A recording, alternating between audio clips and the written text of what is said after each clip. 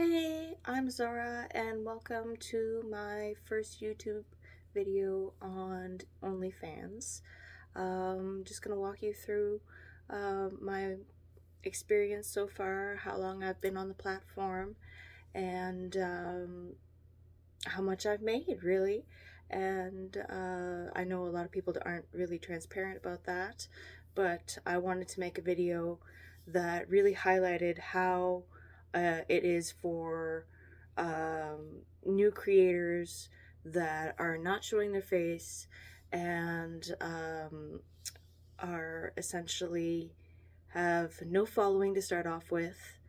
And yeah, we're just going to go through all of the details. I'll tell you a little bit about myself, and then we're going to go through statistics and how I've been promoting and who's been my inspiration. So let's get right into it. So a little bit about me is I'm actually doing this on the side to my full-time job. So I'm not doing this full-time at the moment. I've been on the platform, back on the platform for only 3 weeks now, so it's a little bit slow going, but I did drop off for a little while due to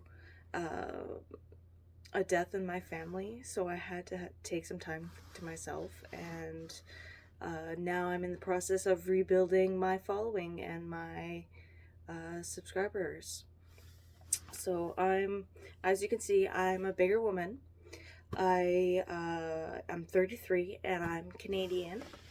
I've been doing odd jobs for the better part of my life, and I am financially stable at the moment, but I wanted to see if I could work for myself and if that would work out.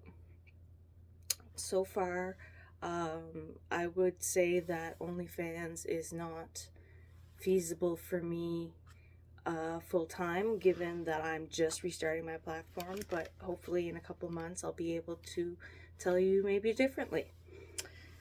So I restarted on October 11th, 2023, and so far that's about 3 weeks. I've got a total of 14 paying fans.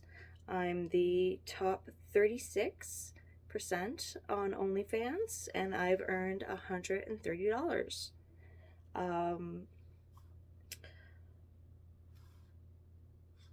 As I mentioned before, I was off, so I'm back after being off for 3 months. I originally started in March of 2023, and I did it all the way up to July, and that's when I did have the incident with my family member that did pass away. So I decided to take some time to myself and really just focus on me, focus on my mental health. So I'll take you through from the start. Whenever I originally started in March, my first month I made $40, $41.28. My second month, April, I made $204. That was a little bit better month. I think I feel like every time I restart this, since this is my second time around now, I feel like the first month is most definitely the most difficult to remind everybody that you're still here, and that you're looking forward to talking to them. And then in May, I made $175. June went down a little bit to $165. And then in July, the month that I did drop off, I only made it to about like halfway through the month. So I only made about $54. Now, that's when I did stop. The month of August and the month of September, I wasn't active on the platform, but I did still have people that were resubscribing just to continue to see the content, because I do have a fair amount of content on my OnlyFans page. And so in August I made $6 through through subscriptions, and September I made $3. So for the part of October that I restarted on the 11th to the end of October, I made $97.60. And then for November so far, we're only the start of November now, I've made $31.52. So overall, for the amount of money that I've made, I'm going to break it down through like the different categories. So like the subs, the tips, the messages, and everything, and then I'll give you the whole total. So overall, since the start of March 2023, subscriptions I've made $246.91. Tips I've made $112. Messages, which is the biggest part of it, I've noticed that people that are going to typically spend their money in the messages whenever they want to talk to you. They want to see content. They're willing to pay for the content.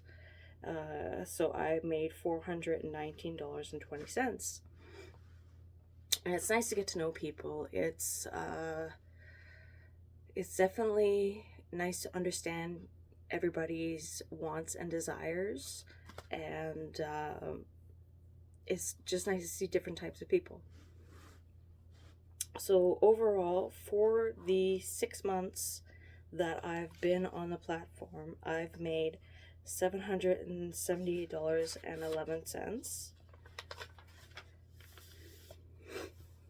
So given that it's been 6 months and it's still under $1,000, I'd say that currently, like I said before, it's not feasible for me to be doing this full time, but I hope that this time around I can really gain some momentum and hopefully gain enough subscribers to be able to make this a feasible option, either just for a significant amount of additional income or eventually leading to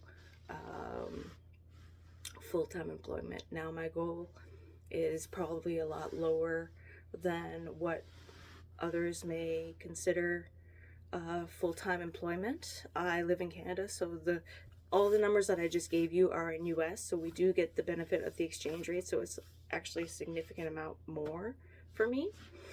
And where I am now, I'm more in a rural area, so for it to be feasible for me, I'm looking at hoping to make $3,000 a month. If I could make $3,000 a month, that would be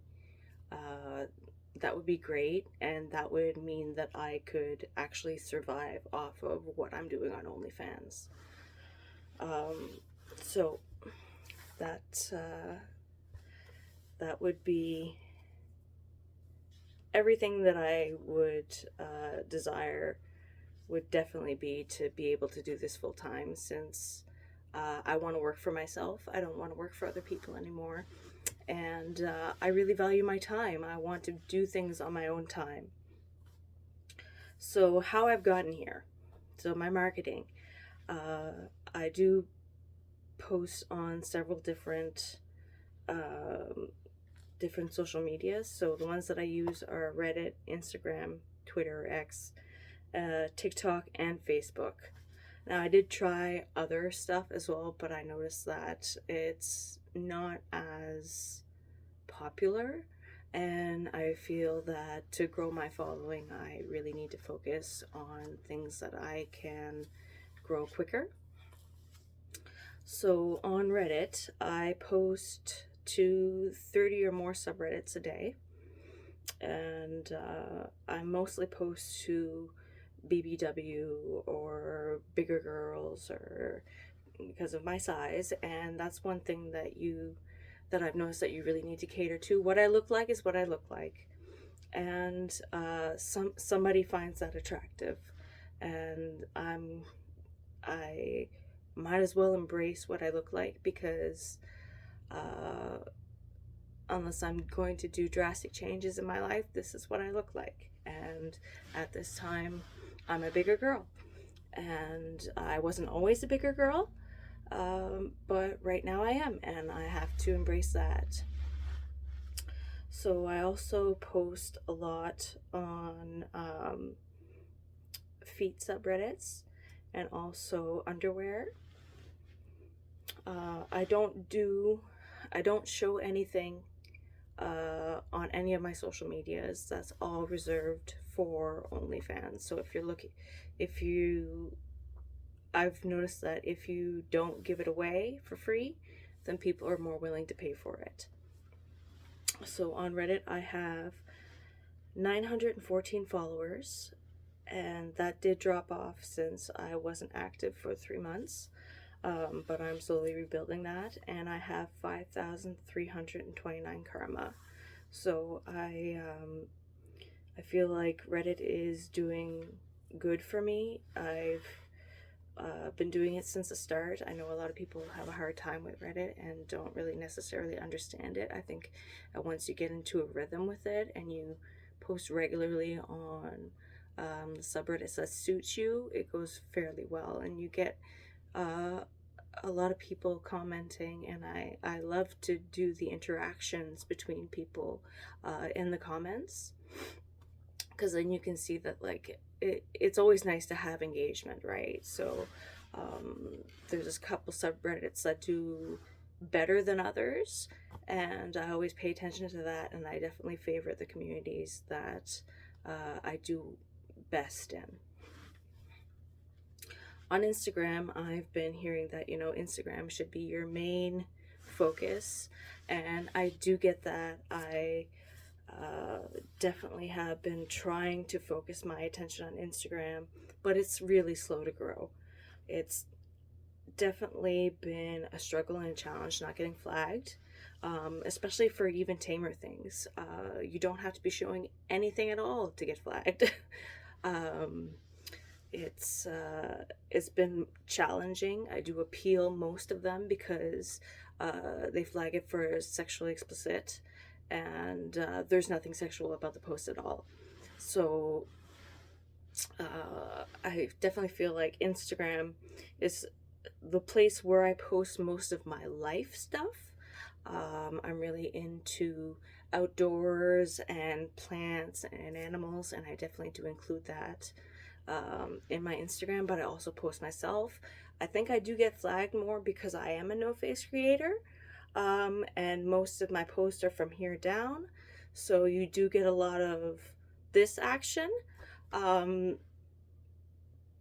nothing is showing still. So I'm going to continue to work hard on my Instagram just to see what it does, because I do funnel everything through my Instagram as well, and that's where my link is to be able to get to my OnlyFans.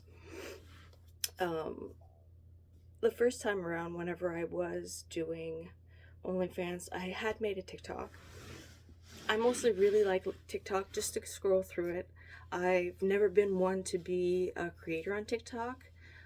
Makes me a little bit more nervous to share on TikTok. I know once I do it, it'll be worth it in the end. But for now, in the 3 weeks that I've been back, I've only posted twice. So I have it. It's there. I do have followers. I have 1,548 followers actually. And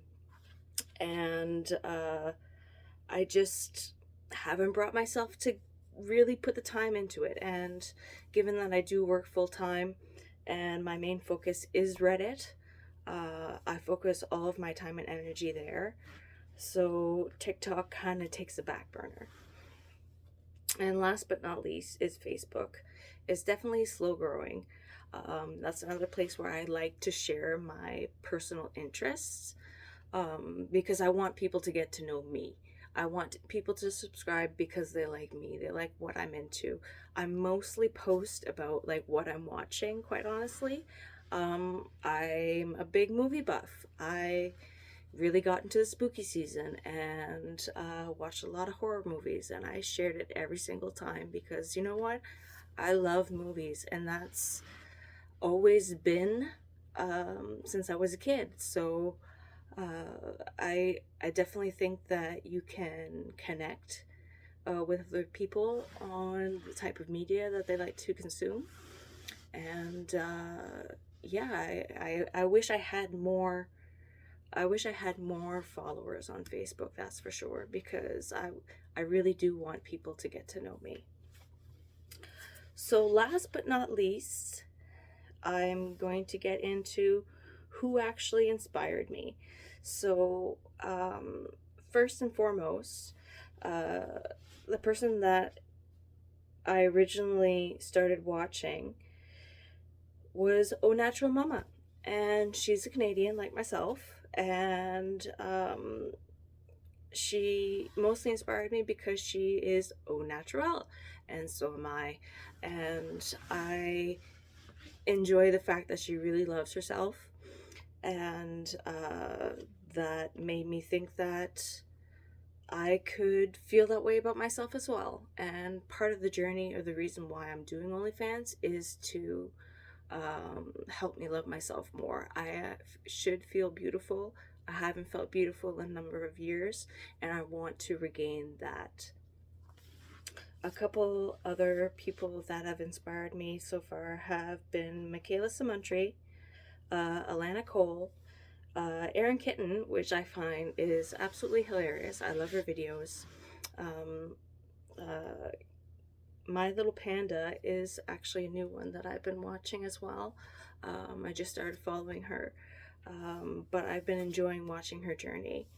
And I know that there'll be more people that do inspire me, and I hope that I bring a little bit of light to the actual reality of being a smaller creator.